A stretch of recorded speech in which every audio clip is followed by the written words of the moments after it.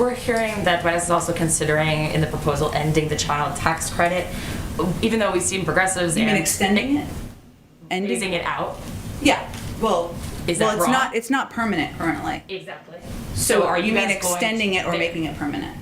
Is that the position, the definite position? Progressives and plenty of moderates also say that it should be extended permanently. Is that the position? Sure. What I was trying to clarify, I apologize, is that it's not currently permanent. So the question is whether it will be permanent. Whether that'll be a red line, like you said, or Well, a definite part of the proposal. And the president absolutely feels that the child tax credit provides essential funding and help to people who need help the most. That's why in the American Rescue Plan, he increased the child tax credit from $2,000 to $3,000 per child and to $3,600 for children under the age of 6. And the expansion was the single largest policy contributor to cutting child poverty, as is evidenced by the chart we had up. We're looking into the mechanisms and the costs of expanding the child tax credit, and that certainly is under consideration for the American Families Plan.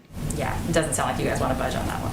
I think you're confusing though. It's current, and I don't mean it's not currently permanent. So we're talking about how long will be extended. And so what I'm saying is that we are quite open. We think this child tax credit is valuable. It has a huge impact on lowering poverty, reducing the level of poverty in our country. It helps women get back into the workforce. What we're determining is what we can do, and there's a cost of it. It's about $1 billion a year for every year. And so we have to figure out how to pay for it, and this is all part of the discussion. Can I ask a question about Johnson & Johnson really fast? Sure.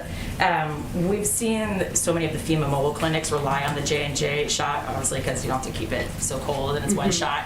FEMA confirmed that only 9 of its mobile clinics were still operational during this last week with the pause. So is just how hard it is to get the Moderna and Pfizer shots in those mobile clinics part of the slowing rate of vaccinations that we're seeing? I'm happy to check and see if that's a factor. What I understand the biggest factor is, though, is that we're now at a point where we have reached, just 2 weeks ago, only 43, it's still a significant percent of adults 2 weeks ago were vaccinated, had received their first dose.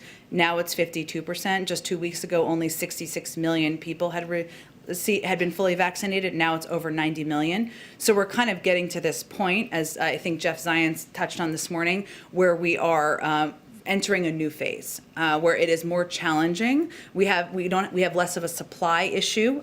We have more of it's incumbent upon us to reach people and meet them where they are. So that's the bigger challenge in terms of the numbers at this point in time. In terms of the difficulty, I think you're asking about Moderna and Pfizer and how that impacts getting into mobile units. Yeah, the temperature. Mobile clinics weren't really set up to be doing Moderna shots. I'll have to check with our COVID team on how they see that as an impact. And obviously, we are continuing to adjust the way and the means at which we're getting into communities. And, we make adjustments based on what we think is the most effective. Obviously, the massive increase in pharmacies is a reflection of that. Reduction in some of the vaccination sites. We also make evaluations by where it is most impactful to invest. And some of what we've been doing lately has been increasing our investment in community health centers, in primary care physicians, obviously in pharmacies. But I will check with our team and see if that's a factor. Go ahead.